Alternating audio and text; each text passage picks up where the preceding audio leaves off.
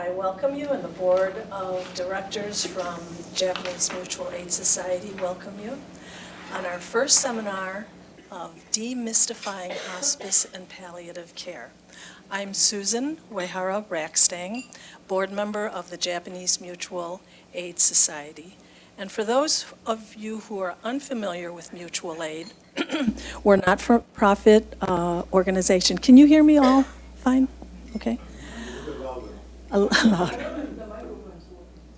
You don't think? Am I not holding? Oh, is this better? Oh, okay. For those who are unfamiliar with mutual aid, we're a not-for-profit organization whose humble and compassionate beginnings in the early 1930s were primarily to help aging Japanese immigrants in Chicago with not only their health care, but also assuring when they die, they had an honorable and dignified burial. To do this, mutual aid purchased several plots at the Montrose Cemetery, and today we are continuing that legacy, buying and maintaining our plot inventory and offering them at discounted rates to our members. We've expanded our mission to include supporting the Japanese American Citizens League and the Japanese American Service Committee and other organizations for scholarships, social service programs, and special programs and events. Mutual aid also provides educational seminars to help people navigate social security programs, Medicare, veterans benefits, as well as estate planning.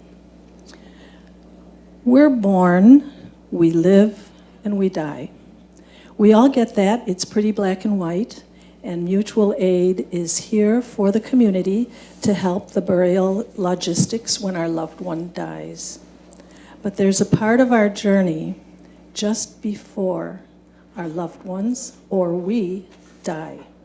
The process of death that we must travel is often very gray, packed with emotion, fears, questions, and often so overwhelming that we avoid talking or even thinking about it altogether. The Board of Directors of Mutual Aid Society decided to tackle this complicated subject matter by inviting Pamela Cramer and Lisa I knew I was going to get it wrong. Encarnacion from the Hospice and Palliative Care Organization, Illinois chapter, to educate us and demystify hospice and palliative care. Rounding out our panel discussion are Mike Takada from JASC and Pastor Brandyn Simmons from the Christ Church of Chicago.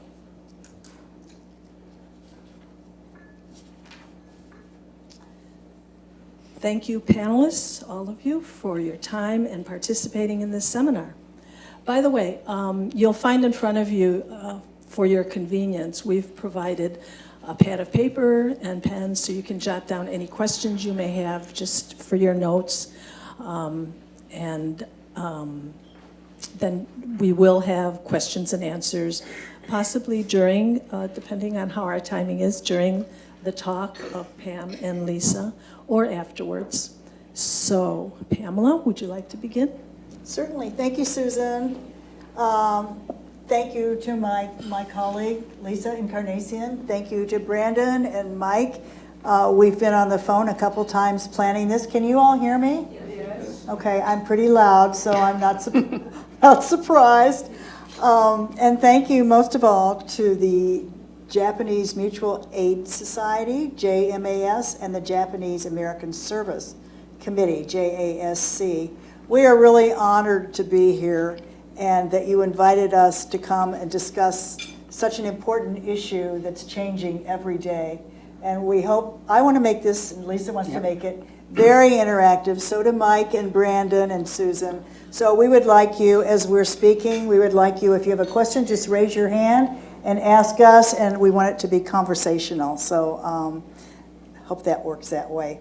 I'd like to talk about, and Lisa will chime in as I go along. She works at Transitions.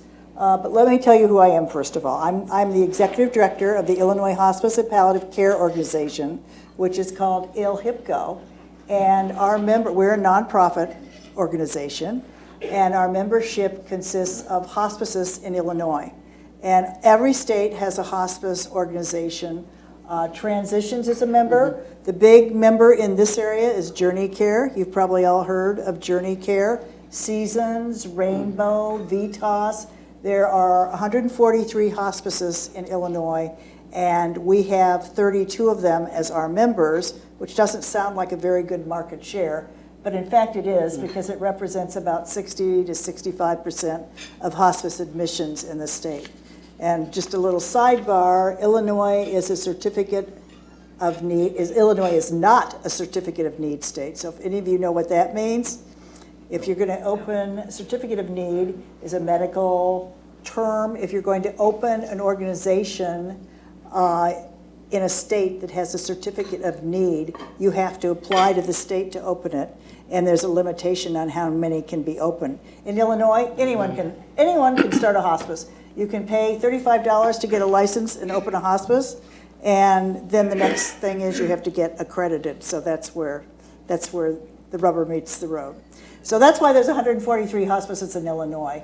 And in Florida, which is an elderly state compared to Illinois, there's only 43 hospices.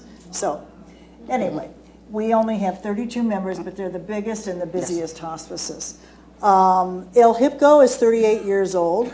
I've been the executive director for 4 years.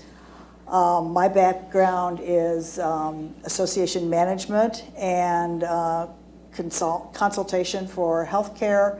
I came out of the American Medical Association, and I worked with the College of American Pathologists, the American College of Radiology. So I've always worked in healthcare, and I've watched it change rapidly in the last 2 years. It's a huge churn. So I want Lisa to tell us who she is, and then we'll talk about what we're going to say. Yes, I'm Lisa Encarnacion. I've worked in the hospice and palliative care industry now for 10 years. I'm currently with Transitions Hospice based out of Naperville and Huntley, and I'm communications manager there. Previous to that, I was with Journey Care, and previous to that, I was in higher ed. But going along with what Pam said, in the 10 years I've been in the industry, the changes have been just amazing. They, and in so many ways, so much for the betterment of the patients and family who are receiving hospice care. I can't even keep up. Our database for ILHIPCO changes every day. We can't even keep up with the names of hospices because there's so many mergers and acquisitions. I'm sure you see it in the paper all the time. Aurora, Advocate. Anyway, it's difficult to stay abreast. There's a lot of churn. So how many of you have had any experience with hospice through family or friends? Just about everyone. Maybe how many have not would be a better question. That's exactly what I expected. Well, how many think that hospice is a place you go? Like a hospital. See how smart you all are? It's a service. It's a service. We say hospice care. We don't say go into hospice. We're trying to train people to use the language and the jargon where you say, my father is in hospice care, not my father is in hospice. Because when you say someone's in hospice, they always think, oh my God, oh no, this is the end. It's, yes. Are the hospices accredited? Are they regulated? Oh, yes. Okay, the question is, I'm repeating the question because we're being videoed. The question is, are hospices regulated? Oh my goodness. The scrutiny of hospices, because they're so successful and the growth has been so fast, they are highly regulated. They have to be accredited by federal, like Joint Commission on Accreditation of Hospitals. There's two other accrediting agencies. Well, probably the biggest thing is to be a hospice, you have to initially be approved to be offered Medicare and Medicaid, and that is from the government. And to be Medicare certified, Medicare is probably one of the most detailed regulatory agencies, so there are a lot of regulations in terms of quality, in terms of how care is provided, but also to Medicare. The majority of hospices reimbursements are through Medicare. So Medicare does regulate them quite strictly. Then there's licensing from the state. You have to be licensed by the Illinois Department of Public Health. I was at a meeting yesterday at a hospice, Journey Care actually, and the CEO of Journey Care said, I was having a finance committee meeting, and Journey Care, I don't know if you read about it, just had an acquisition of Northwestern Home Health and Hospice, so they increased their growth by 25%. And the CEO said yesterday, I was in the finance committee meeting, and in walked the IDPH, the Illinois Department of Public Health, to do a surprise inspection. So that's what happens. If you're in a hospice or a hospital, you get inspected and regulated heavily. The scrutiny is crazy. So, does that answer your question? Yeah, I guess the question is, how do you evaluate the quality of a hospice? They have a lot of quality indicators which they have to supply. There's the National NHPCO, National Hospice Palliative Care Organization, I think, publishes Hospice Compare. Oh, that's Hospice Compare is actually through CMS, federal agency, and it's called Hospice Compare, and CMS also has Nursing Home Compare, and they've been doing this, I would say, probably the last 2 or 3 years. 3 years, you just got right. And it's very much consumer focused. So because right now healthcare should be so much consumer driven. So if you are looking at, let's say, assisted living or senior care or a hospice, you can go online and look up, and they will tell you the quality scores, where they rate from patient satisfaction, quality, from, I mean, you name it. So it's a good guideline to go and start. Yeah, as a consumer, I guess the question is, how do you select a hospice specific care service for your parents or yourself or whatever? We have a website, Illinois Hospice and Palliative Care Organization. You would probably want your hospice, you want the patient to be wherever the nearest hospice is. So we have a locator, hospice locator on the website. So you would go and find out what county. If you're in Cook County, DuPage County, Will County, you would want a hospice in that area because you want the people that visit to be from that area. And I can also share with you, I brought several copies outside. It's from the National Hospice and Palliative Care Organization. It's a checklist of how to select a quality hospice. And there are a lot of different factors there. A primary care doctor cannot tell you where your loved one has to go in a hospice. You can pick whatever hospice or palliative care organization you want them to get care from. They cannot require you to go anywhere. I do have that checklist outside. I can provide that to you. Should give you a little bit guidelines. We have things we'll hand out after this session that will help you with any questions you may have. Also, another thing about hospice, since so many of you have experience with hospice, you know that they're interdisciplinary healthcare models, correct? Meaning interdisciplinary, you don't just have a doctor taking care of the patient, you have a doctor, a nurse, a CNA, which is certified nursing assistant. Chaplain, social worker, trained volunteers. Right. In fact, hospice's reimbursement from Medicare requires that they have 5% of 5% of direct patient care provided by volunteers. And that in turn, from the hospice standpoint, provides a great cost saving to them because the volunteers are providing the care. These are trained volunteers, and they, by regulations, have to be trained, have to follow certain guidelines themselves. So it's a major saving to the hospice itself. Do any of you volunteer in a hospice? Mike or Brandon, do you have any information on volunteers in hospice or? Just so you can make sure you hear me. I've got a big mouth, but just in case. Yeah, kind of as you said, the 5% is required for direct care provided by volunteers, and also there's a volunteer coordinator who coordinates all of that care, and that could be simply companion care. The care is specialized, we'll say, so the patient can, or the family, if the patient can't speak for themselves, the family can say, we want somebody who loves country music and has cats. I've seen those situations before, or the person must be Jewish, or the person must be from Connecticut, or again, all things that I've seen, but they can request these things, and to the best of their ability, the hospice organization will meet that. need. And if they don't have somebody in their volunteer pool at the time, they will be intentional about reaching out and finding somebody. No? That is the beauty of hospice. It takes care of the whole family. It doesn't just take care of the patient.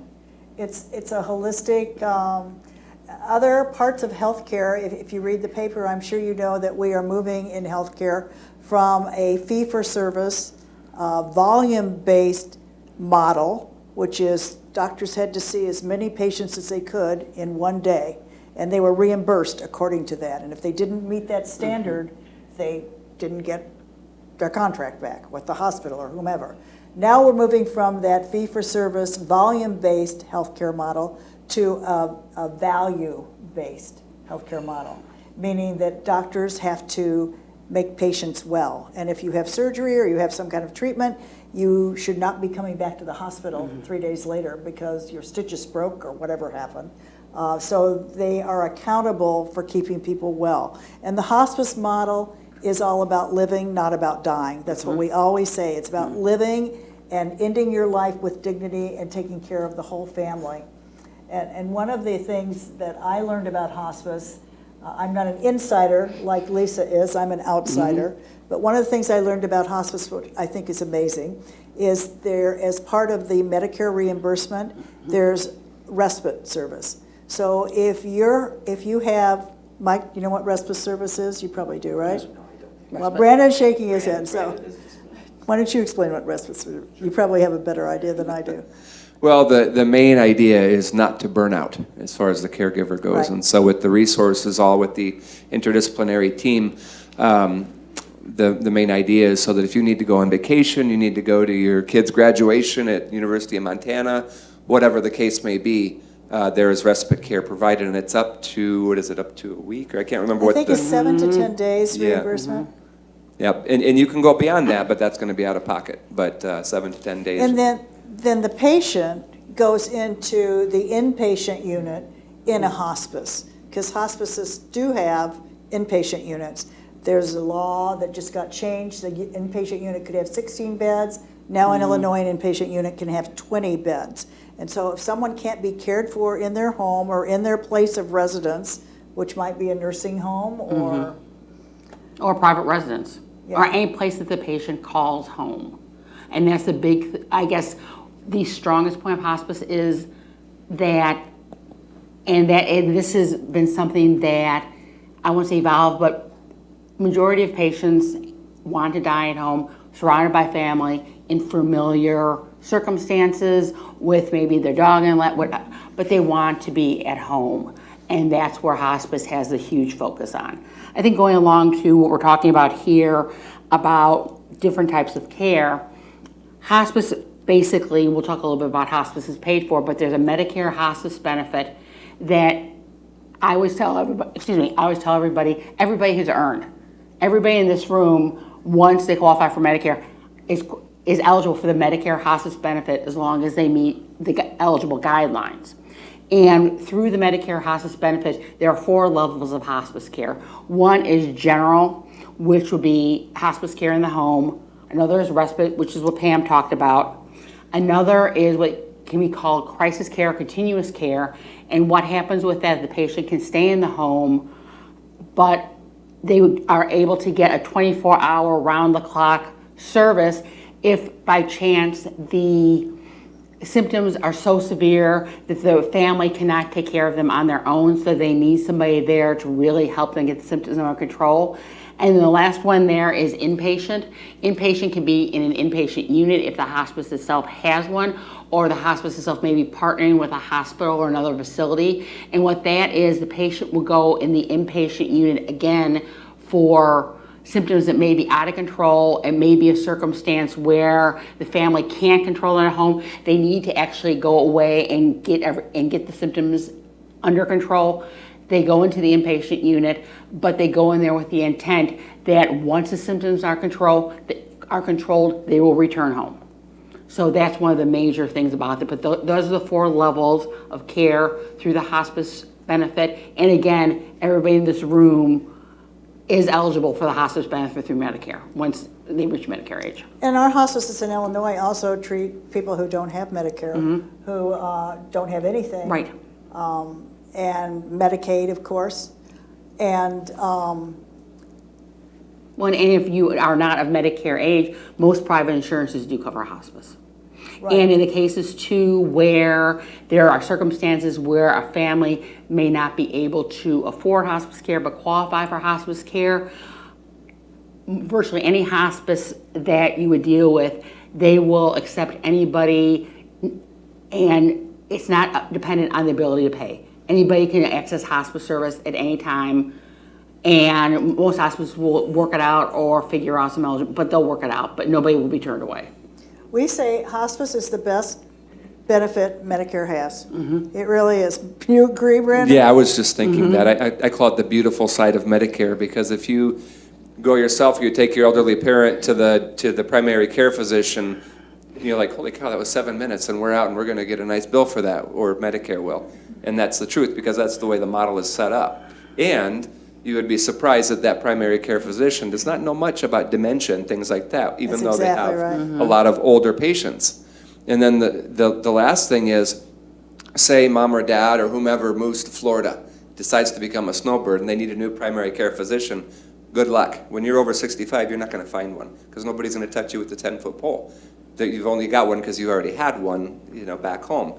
Now, with hospice, this doctor is going to be skilled in all of these things, and the primary things that the person can go in for diagnoses that would qualify for hospice, and he or she will be very skilled in managing those symptoms. Yeah, it's a fabulous benefit, and that's why ILHIPCO is always lobbying in Springfield to change legislation, to keep the benefit and enhance the benefit. We spend a lot of time in Springfield. We have a paid lobbyist that works with ILHIPCO. We're working right now on a big pediatric palliative care bill to keep dying kids at home, because when you go into hospice, you give up your curative treatment. And you've decided you just want to enjoy life and relax and let what comes come. And with kids, you can't give up curative treatment ever. So we're lobbying for a bill that we think is going to be passed, and that's allowing kids to stay at home, not go back and forth to Lurie's or to the emergency room or wherever they're going, and have treatment and still have hospice care as well with the team, taking care of the whole family. Well, another part too of hospice care that the Medicare hospice benefit covers that some people don't know, it covers all medical equipment, which could be a hospice bed, it could be what they call a broader chair, it could be wheelchair, walkers. Medication. Medication, anything related to the hospice diagnosis, the Medicare hospice benefit covers. But here's another part of it too. If somebody needs something not related to the hospice diagnosis, if they have Medicare Advantage, that may be able to cover it as well. But knowing that the Medicare hospice benefit covers so much and is so robust, it's just amazing once you really look at it. Yeah, it's getting better all the time. Yeah, Pam, you mentioned palliative care. Could you define that? Because hospice and palliative care always go together. Palliative care is sort of a term, it's sort of a wastebasket term, meaning keep someone comfortable. Lisa's really the expert on palliative care. Palliative care is just coming into being now.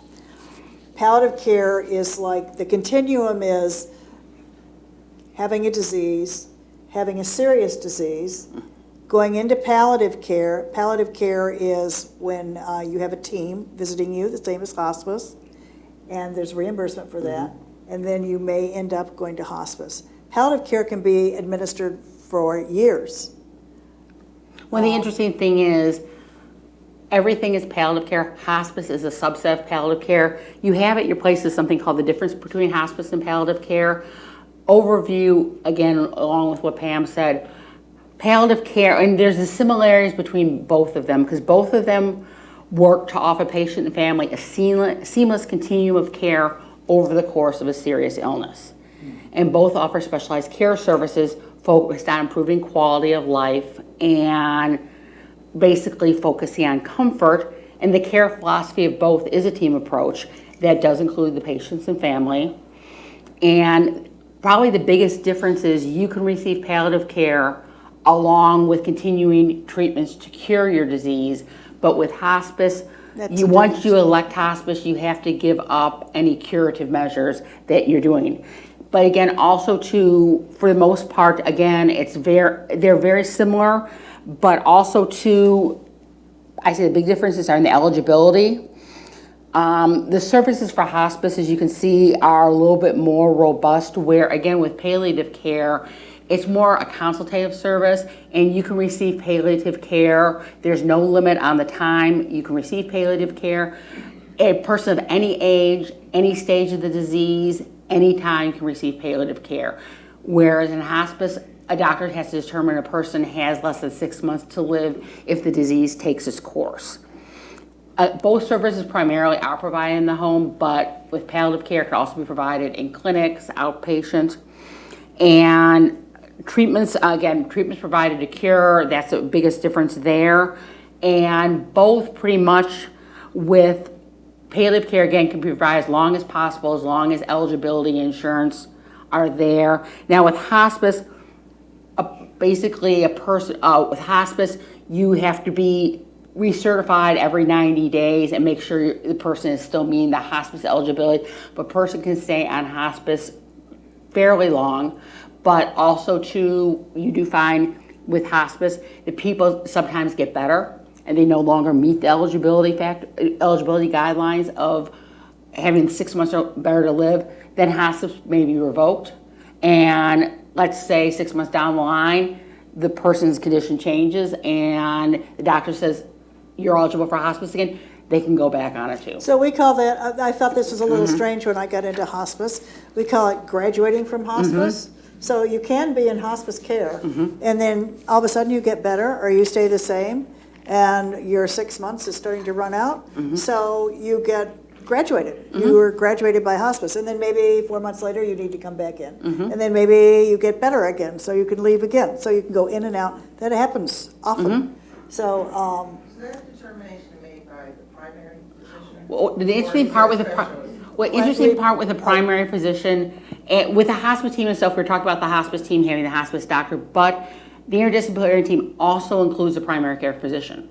And the primary care physician can be as involved as they want. In most cases, they're very involved in it. So the determination is usually made in conjunction, primary care physician with the hospice physician, with the entire care team in terms of the 6 months. But the interesting thing about that too is, especially a lot of people in hospice have chronic conditions where they don't have just one disease, they might have several diseases.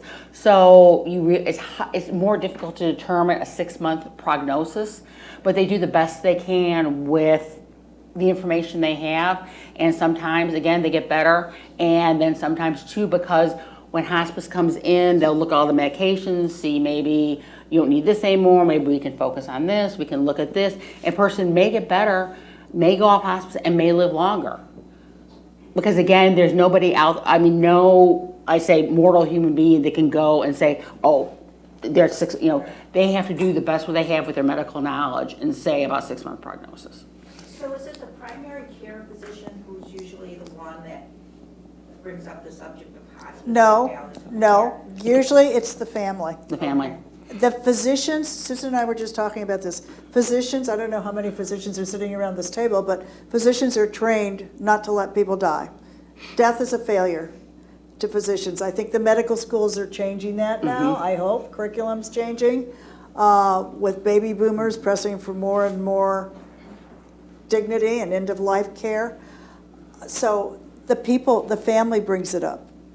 Finally, when you've seen your father suffering enough from the treatment for his congenital heart disease or cancer, and hospice isn't all about cancer anymore. It used to just be about cancer. Now it's about other serious illnesses. The family says, we've had enough. We don't want him to suffer anymore, so. Or even the patient themselves sometimes, depending on, can bring it up. It can be, I think doctors, I'm seeing just that some doctors, and maybe even younger doctors, are getting better at bringing it up. and knowing more about it. But again, I think it's going back to the old school where, as Pam mentioned, doctors were always trained that their failure if somebody dies. But now it's going more toward the, okay, we've done everything we can to cure your disease or try to cure your disease. Is the medical field curing your disease making it worse for you?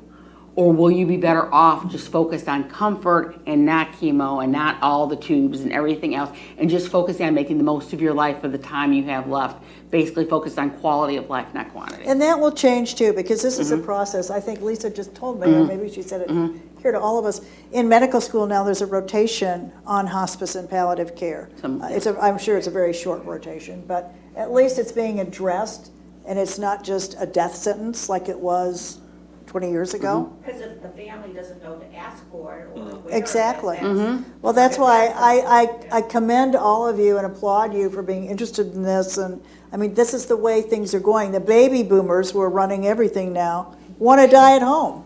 I mean, we all want to die at home. We don't want to die in the ICU hooked up to machines without a, right. And I wanted to shed some light on that process of how, once you're in hospice, how does it decide whether you can stay on hospice or not? It's required that every 2 weeks each patient gets reviewed by what they call an IDT or an IDG, interdisciplinary group or team. And the doctor will then go around to people who are having that face-to-face interaction. And they'll look at, for example, their weight. Are they losing weight? If the person is either too immobile or too large to weigh easily, then they'll do what they call a MAC score, so they'll measure the circumference of their arm or their thigh or something like that to see if they're wasting away, so to speak.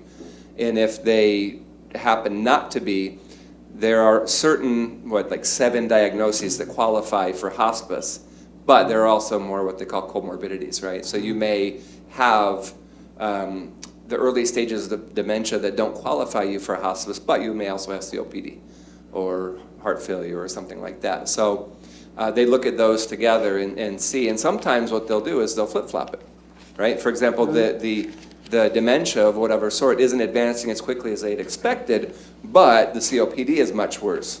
So then they'll say, okay, this is now our admitting diagnosis, and switch it that way. So the 6-month criteria gets extended every let's say you reach 6 months, then they come in and it keeps going for an indefinite. Yeah, there are qualifying period, was it 90 days at first and then 60? Yes, So 90 days 60. when you initially start hospice, and then you're checked intensely at that 90-day mark, and if you requalify, then you keep being recertified for 60-day increments. But if there's something glaring that this person is walking around and talking, and 3 weeks ago she didn't even open her eyes, right, so then there could be an evaluation of that point. The median length of stay, according to the National Organization in Hospice for Medicare, that's where we get our data, is 71 days, not 90 days. So that's interesting, Mike, about the 2 week. And you're right about the different examinations and the rigid criteria that has to be met for staying in hospice. As we said, you can graduate. So I'm here to try to get clarification on a number of things that have happened in my life with people who have passed on. And I have a question. If the patient is not really conscious and in the hospital and really in a bad state, can the hospital move that patient out into hospice without the person, without the patient's consent and yes, with thank you. a family member there, in this case it's me, who didn't really know anything about this person's situation and being forced to make a decision to move this person. Okay, the question, let's repeat the question. The question is, if you have a patient who is not able to speak for themselves, can the caretaker or the person that is with them move them, get them moved into a hospice service? Well, that's not really the question. The question Okay, is, well, can a hospital force this? Can a hospital force them? Yes. The question is, can the hospital force them out of the hospital? Yes. Now, were there advanced directives in place, an advanced directive in place with this patient? No. Okay, then that's part of our discussion. Right? Well, Because yes, the hospital can. The hospital can force. Mike, do you have, Brandon, do you have experience with that? Yeah, they can't force them into hospice, but they can force them out of the hospital. Exactly. Yes, out of hospital. Exactly. Yeah. So and this speaks to why it's so important to have advance directives, so that the onus doesn't lie on you or whomever is the primary caregiver, right? And then when it goes to the issue of making decisions, of course, part of that is having a healthcare POA. Where would they put this patient if there was no hospice to go? Wherever that patient came from. I get calls every week about what do I do from the family or from someone like. This person was taken to the hospital via ambulance. She died 2 days later. Clearly was in a very bad state.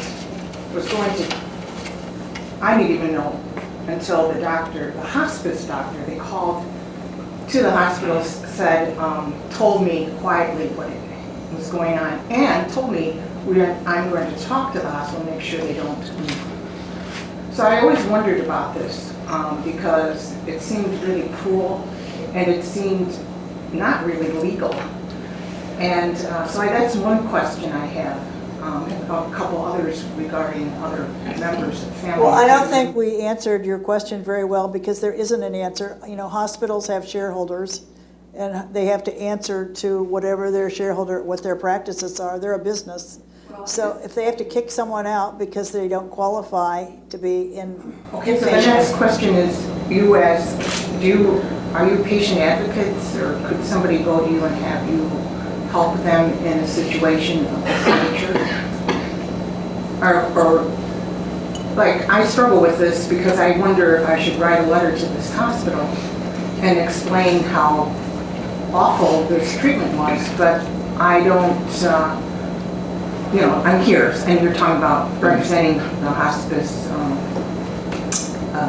industry, or whatever you want to call it, and I'm wondering if there's an advocacy part to this to help. Okay, you're asking, is ILHIPCO patient advocating? No, we do not advocate for the patients. We advocate for the hospices that are our members.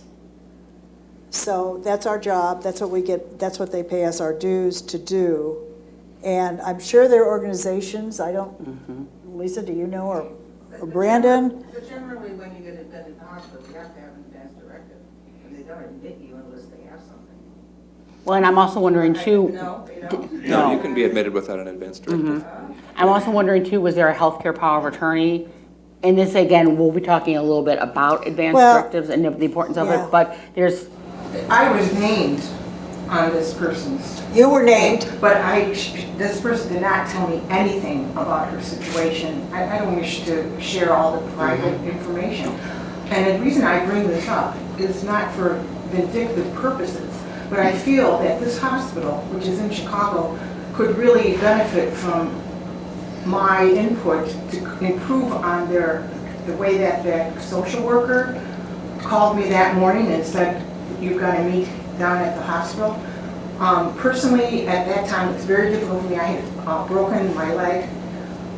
It was pitiful. Let's just tell you, the resident physician, a couple of other physicians, the hospice doctor, 2 students, I think a nurse and a chaplain were there sitting with me in the in this waiting room at the hospital, and I was sitting in a wheelchair with a broken leg, and they're telling me things that I had to make a decision on, and this person, my relative, did not have any, she didn't tell me anything. I didn't even know what her situation was. And finally, the hospice doctor, and I will say I have a lot of respect for the hospice organization because he was the only one that was compassionate enough to take me aside and to tell me, please, we're not going to move her. And then she died. So she died in the hospital? Yeah, she died in the hospital, and what the doctor told me was there was no way she was going to survive. Now, putting someone in hospice in that situation, I think is a little odd. Definitely, I can understand the economics. I worked in healthcare. I can understand the economics of a hospital and what they need to do and so forth, but there is the element of the patient level, the human level, that I wanted to someday tell someone about. You happen to be here, you're working in the hospice area, so I'm bringing it up, but I really, truly would like to have some advice. Well, so two sides to that. One is if a person, for example, is being discharged, there are different things in place there. For example, say they need rehab, and there are rules for that under Medicare. They have to have spent 3 nights in the hospital and has to say on their paperwork that they were admitted, not they're under observation. Then they can go and get Medicare to pay for that rehab. Now, say you don't want that person to be discharged yet. There are ways to delay that. If you say, okay, they're going to this facility, right, but the bed's not ready, so then they can't discharge a person. As far as advocacy goes, I'm assuming this person was aged? No, Okay. not even Medicare eligible, and I do know about Medicare because I care for a 98-year-old aunt. Okay. So I know about that. Right, but I would say though, either way, maybe contact the Area Agency on Aging. They won't be an advocate for you, but they would have the resource, even for somebody who wasn't that old, to point you in the right So direction. maybe I should just write to the hospital president? That's what I would do. I don't think it would hurt to write to the hospital president and explain the situation. I also am surprised that you didn't get some kind of advice like Mike is talking about from the social workers at the hospital. Those are the kind of things that social workers know about. Exactly, that's what they're supposed to be doing. And they're the ones that really help you navigate the whole The process. social worker who was advocating me get her out of the hospital and into hospice. And when the social worker called me that morning, was talking about this person as the patient, not as a family member. Well, I'm sorry you had such a bad experience with a broken leg. That's, Well, that's aside. I know, but I'm sorry. Yeah, write the letter. I would write the letter. Write the letter, won't hurt. And I'd probably carbon copy the Illinois Department of Aging or something, just to flag it Department of Aging? or whatever you suggest. Well, they're not a regulatory Or body, whatever. but they can point you toward an advocacy group that can. Exactly. So there's too much confusion about this hospice. This 98-year-old aunt that I have, so she lives in Seattle and I care from distance, and she had to have physical therapy. And the physical therapist called me and said she recommends palliative care. I'd never heard this word, I only heard it in terms of cancer. And so she decided, I understood, I talked to the home where my aunt lives, was told that she probably isn't ready for palliative care, but it was very hard for me to find out what palliative care was. Well, that's a good segue into talking more about palliative care. NHPCO has a definition, and CAPC, which is the Association for Palliative Care, the National Association, has a definition which reads, palliative care is specialized medical care for people with serious illness. And it's very important that we say serious illness, not end-of-life illness. There's a big difference legally. It's focused on providing relief from symptoms and stress of serious illness. The goal is to improve quality of life for both patient and family. Palliative care is for anyone at any age, at any stage of illness. So we are going to read more and more about palliative care, and we are going to be seeking more and more palliative care as we go along. There's nurses that are certified in palliative care, physicians, there's a board now for palliative care. And with palliative care also, palliative care doesn't necessarily mean if you are receiving palliative care, it doesn't necessarily mean that the next step is hospice. Not at all. It means the fact that there's That's a a serious myth. illness that they're going to focus on alleviating the pain and symptoms of it. And again, palliative care is for anyone at any stage of a disease, anytime, any age.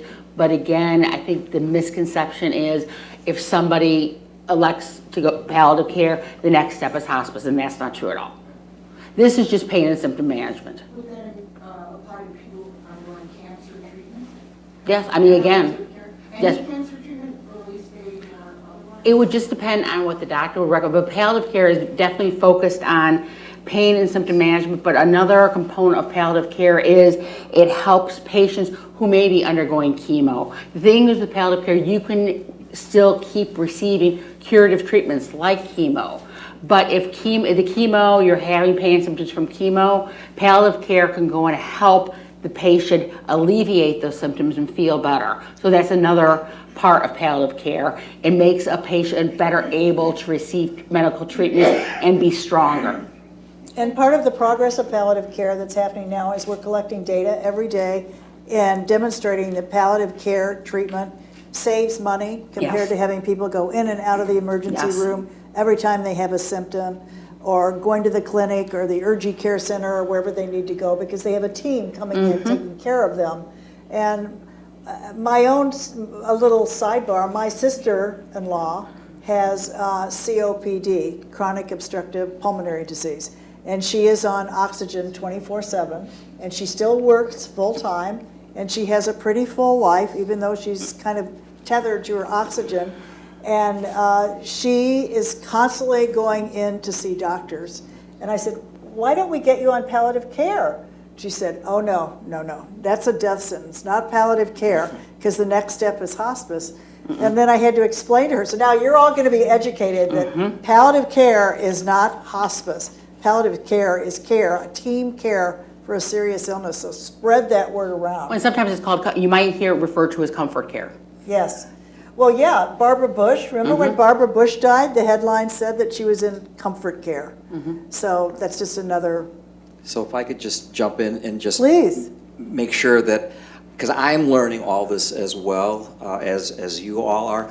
What I'm seeing here is the difference is, for instance, if someone is aged and is in a cancer treatment, again, the difference with palliative care is that it's holistic in its approach. Correct. That it's taking, Both are holistic. Both though. are holistic. Both are holistic. And it's moving away from the traditional medical model Exactly. of let's just treat it with drugs, let's treat Exactly. it with. And so I'm going to guess in your example maybe that the person suggesting palliative is saying, let's do that instead of just trying to do sort of the more 1950s approach of Exactly. let's just go to treatment and not worry about other things. One thing with both hospice and palliative care, they always say it treats the entire person, not the disease. It treats a person from a spiritual, it treats a person emotionally, psychosocially. That's why with the care team, you've got a chaplain in there, you've got a social worker.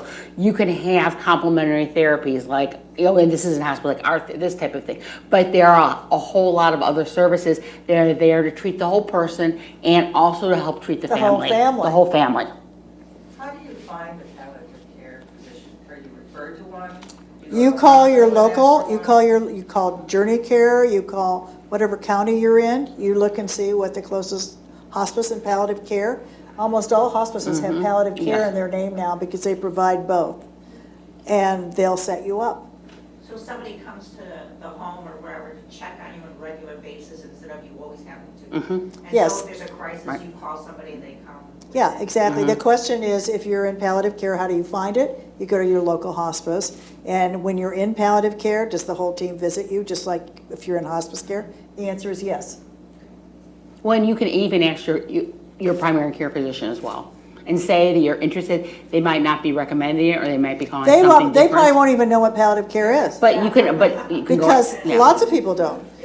ILHIPCO did a survey of its members asking if they provided palliative care, and some said yes, because they didn't even know what palliative care was. It's because we're all just learning. It's all a work in progress, and things are getting so much better because we're all demanding this kind of life, the dignity of life. So that's what's important. We wanted to talk about end-of-life tools or living with dignity tools. How many of you have advanced directives? Or it may be called a living will, maybe called a post, Okay, or something along that line. good. How many of you have ever heard of 5 wishes? This document? We're going to Have you heard of it? I've heard of it, but I have never seen the document. We're going to pass it out at the end of the session. It is a wonderful, wonderful document. It's not a legal document, but it's sort of, my family, I have one son, and I've had a husband for 49 years, the same husband. And I have a sister-in-law with COPD and another sister-in-law who has 3 kids. We all got together because it was recommended to do this and had what we called a death dinner. And we all, because we're all, well, we're not young, but we think we're young. But some of us are younger. And we all talked about what we wanted to do in our last days and how we wanted to be treated. Like, do we want to be buried? Do we want to be cremated? That's the easy stuff. My husband, if he's in pain, he doesn't want any drugs at all. He wants to be totally cognizant, aware of anything. If I'm in pain, I want some drugs. But I want to be able to recognize people. So we all made our wishes known. And this document asks you all the questions like who's your power of attorney, who's the person that's going to make decisions for you, which you all have in your advance directives or living wills. What kind of treatment, medical treatment, do you want or don't want? How comfortable do you want to be? Do you want someone putting ice chips on your lips? Do you want chapstick on your lips, or do you don't want anyone touching you? How many people do you want to treat you? How many people do you want in the room with you if you feel like you're at your final time? You put all those answers down in this, and then your family has it, and that's a gift actually to your kids that you give them. And how many of you heard, this was on 60 Minutes about 3 years ago, and it's been in the paper multiple times. How many of you heard about the town of La Crosse, Wisconsin? Have you heard about the La Crosse? Have you, Brandyn? Well, the situation in La Crosse, 96% of residents in La Crosse have advance directives or living wills or have filled out 5 wishes. And across the nation, only 30% have done that. They had a huge community campaign that really focused on educating about their advanced directives, talking about the importance of it, and it just really brought a whole awareness to advanced directives itself, but also to the one community basically just wrapped themselves around advanced directives and really came into be about how important it became like a community. The man that started it, his name was Bud, and it was maybe 10 or 15 years ago, I don't remember. Anyway, Bud was an ethicist at the Gunderson Clinic, which is a big clinic like the Mayo Clinic in La Crosse. And he watched too many families come into ICU, and a relative was dying, and they were arguing about, keep her on the ventilator, take her off the ventilator, keep her on the ventilator, don't kill mom. And then there were all these crises going on in the middle of the ICU about end of life. And he said, it can't be this way anymore. So he started on this campaign, and he sort of single-handedly got this whole town to put together advanced directives for themselves. They started having dinner parties, the Chamber of Commerce was in on it, and now it's the greatest gift a family can give each other. Do you have anything to say about that, Brandyn? You probably know. Yeah, and it's definitely about mindset. It's both for our loved ones to say, please put this in place, and for us to do, because it is a gift. Because imagine being in that position where you have to decide whether somebody lives or dies. Now, you don't know. You don't know if the treatment's going to work or not, but you don't want that pressure on you. And you also don't want to put that pressure on your loved ones. I do something that's called geriatric care management, and this is doing some of the stuff I was talking to you about earlier, and helping people manage their care and doing all that social work type stuff. And one of the things I do is I put together a packet, including this, and I use 5 wishes, including also all of their medications that they're on and all of these things. So God forbid they have to get picked up in an ambulance, you can grab this folder on the way out the door. Because when you get into the hospital, number one, don't mean to sound all doomsday and everything, but hospital for an elderly person can be a death sentence. And how many times do you hear somebody going in for a broken hip and they don't come out, right? And it happens all the time. Or somebody who is a little bit off sometimes cognitively, but now comes out with full-blown dementia, right? So, when you go in there, that doctor in the ER does not know you. or the patient, right? And they don't know what medication. So they say, okay, you've got this and this, we're gonna give you these medications. They don't know that this medication are very dangerous if taken together, or that it's going to exacerbate something else going on. So I say all that to say that this and all of those things together really help to take the pressure off of the primary caregiver, the family caregiver, which Absolutely. is you. Yeah. Yeah, I just wanted to say we're getting close to the bewitching hour. I know this is really important information. And before we wrap up, are there any pressing questions before Lisa and Pam wrap up their talk? Is there something that we didn't cover that you wanted an answer for tonight? This is much too short. Well, we're having another one. Well, we are having another one on June 25th.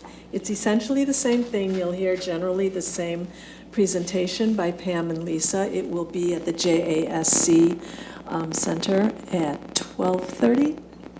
So you're welcome to it, but is there any, again, before you leave tonight, have your questions been answered? I just have one question. DNR versus post. Because it got very confusing for my mom. She had a DNR and they said, no, that's not good anymore, you need to have the post. The Post is the newest. The Post is the revised version of the DNR. That's correct. And what it basically, the reason Illinois went toward that is because the Post was more all-encompassing, provide more opportunities for more information to be shared, where the DNR was basically, I don't want to be resuscitated. The Post has more opportunities for more information. And POST, do you all know what POST is? POST stands for Physician Order Life-Saving Treatment. So if you have a POST or a DNR and you don't want to be resuscitated, that's what it is. The good news from ILHIPCO, we were in Springfield 6 weeks ago lobbying for POST. The POST form is going to be automated so that EMTs, there's going to be it's called Advanced Directory Illinois Post, so that EMTs have that information.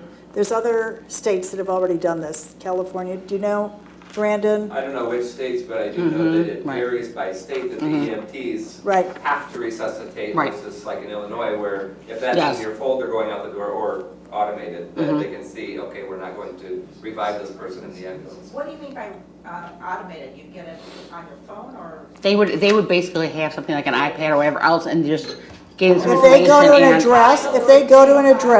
address, with an ambulance, they would look and see if that person has a pulse form. They don't have to look in the refrigerator where it's usually kept, or on the door, or wherever. So it'll be automated. This is going to take a while because the law just passed to do it. So now it's being referred to. First, it was referred to the Illinois Department of Public Health, and then the group that was doing it, it came out of academia. I think it came out of Advocate and University of Chicago and Northwestern. They didn't want IDPH to do it because they don't have time to do it. So there's another group that's going to be administering it. So it'll take about a year or 2 years to activate it and build it. But it's a very good thing because you won't have the situation that your mother had. Yeah, it won't be on the refrigerator. Where is it? Yeah. It's on the refrigerator. So Pam and Lisa, are there any questions that you didn't hear that should have been asked? That's important, and we didn't know to even ask them. Is there anything you want to say? I thought I'd hear more questions about who pays for hospice, but you all seem to know that. I thought you were pretty clear on Okay. Medicare. Yeah, it was very informative. I do like to mention that the information you passed on for people like us is very, very valuable as well, but it seems to me that information should go to our sons, who are our sons and daughters, who will eventually have to face the responsibility of taking care of us. But by the time we reach that stage of going into hospice or we in palliative care, we probably don't have enough presence of mind to do the correct things. But we hope that our kids will take care of us. That's the importance That's of the right. advanced directive. You know, when right I now. talked to my 42-year-old son, and I said, Matthew Cramer, This summer, we're going to have a death dinner with you and your wife, and we're going to talk about what Dad and I want. And he's like, oh, Mom, no, we're not going to talk about that. Don't talk about that now. No. Like, yeah, we want to talk about it now because we're young, and not really, but we're healthy, and we feel young, and now's the time we want you to know what we want. So there'll be no disputes in the ICU or in the wherever we are. Well, and one thing also too with 5 wishes and also the other advance directives, if somewhere along the line you decide, I've changed my mind, I want to go have this, I don't want to do this, you can change it. It's not binding so much. I mean, it's legally binding, but it doesn't hold you to a decision you made 10 years ago. That's right. And you can change the person too. Well, one thing too, healthcare power of attorney, and this is something I always say, don't think you have to have a family member as a healthcare power of attorney.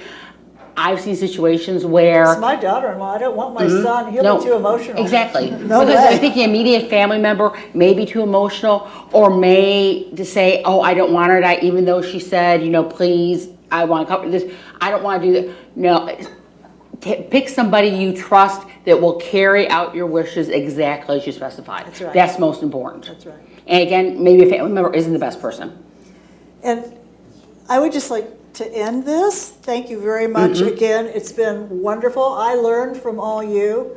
I always like to recommend a book, and Lisa has her favorite, and I have my favorite. My favorite is Being Mortal by Atul Gawande, this wonderful surgeon at Brigham Young, which is Harvard, who writes about death and dying and living life to the fullest, to the end, with dignity. And he talks about medical science and where it's brought us and how we're struggling now to end our lives with dignity. I recommend it highly. Okay, mine is The 4 Things That Matter Most by Dr. Ira Byock. He also is a physician on the East Coast. Basically, it talks, he is in hospice palliative care, but talked about from a standpoint of, again, exactly what I said, 4 things that matter most. And who is the author? Ira Byock, B-Y-O-C-K. And I will also be passing out my card, so I'll pass these around. So you'll have, please feel free to call me with any questions you have. Every question I get, I learn something, so please call if you have any questions. We're also passing out 5 wishes, and we're also passing out sort of what we said. So you'll have that for reference. And a reminder that we will be doing another session of this on the Tuesday, June 25th, 1 o'clock to 2:30. Oh, 12:30. I'm sorry, 12:30 to 2 then. At the Japanese American Service Committee. Knowing what you know now, as things come to mind, don't hesitate to reach out to any one of us, to Susan, to myself, Brandyn, Pam or Lisa, to, have us, know that we should focus on some of these other things or answer your specific questions, or just come to the service committee, have another meal, and then you can ask your questions I then. had one more. Brandyn, you said you had a package that you put together for people. Yeah, I'll give you a card. Can you give us a card? Yep, absolutely. That'd be very helpful. Thank you. Thank you all for coming, and I don't want to forget special thanks to Karen Kanemoto and of Japanese Mutual Aid Society and Joan Ambo from JASC. They were very helpful and integral to the organization of this seminar, so I appreciate their help. And thank you again, Pam and Lisa, Mike Takada, Brandyn Simmons. Thank you all. Well, thank you, Susan. Thank you.